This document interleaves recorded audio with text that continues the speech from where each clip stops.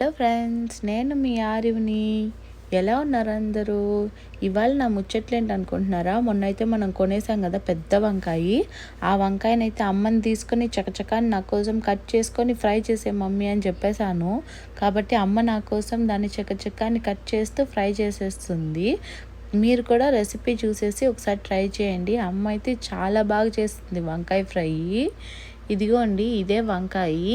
ఇంత పెద్దగా ఉన్న ఈ వంకాయని కట్ చేస్తే చూసారా ఎన్ని పీసెస్ అయితే అయ్యిందో. ఇలా అంత పీసెస్ని మనం కట్ చేసుకొని సాల్ట్ వాటర్లో అయితే వేసి పెట్టుకోవాలి. ఎందుకంటే వంకాయ అనేది బ్లాక్గా మారకుండా ఉంటుంది. ఇది చిన్న టిప్. అలానే ప్యాన్ పెట్టుకొని ఆవాలు, నువ్వులు, జీలకర్ర, అలానే ఉద్దిపప్పు, పసుపు కూడా అమ్మ వేసేస్తుంది. ఎందుకంటే పచ్చివాసన ఉండకూడదని. తర్వాత కరివేపాకు వేసి వంకాయ వేసుకొని కొంచెం సాల్ట్ వేసుకొని అలా మూత పెట్టి మగ్గిచ్చేసుకోవాలి. మగ్గిపోయిన తర్వాత చక్కగా కారం వేసుకుంటే చాలా బాగా పడుతుంది.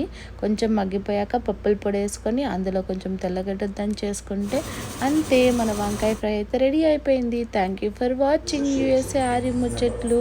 నా వీడియోస్ మీకు నచ్చినట్టయితే లైక్, సబ్స్క్రైబ్ మాత్రం మర్చిపోకండి. Bye bye friends.